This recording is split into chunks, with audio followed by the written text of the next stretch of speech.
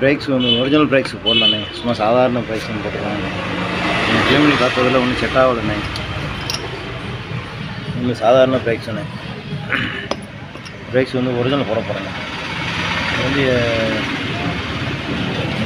எஃப்எஸ்எஸ்ன்னு ஒரு கம்பெனி, நல்லா இருக்காது. பிரேக் கேம் வந்து டைட்டாக இருக்குது, இது ஜாம் ஆகுது, பார்க்கணும்ண்ணே.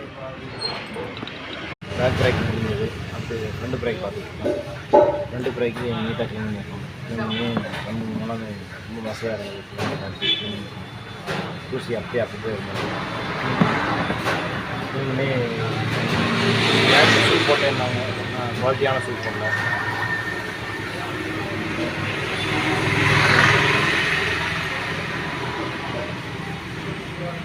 பிரேக் அடித்தாலும் டக்குன்னு இறங்க தண்ணி திரும்ப பிரச்சனை வரும்.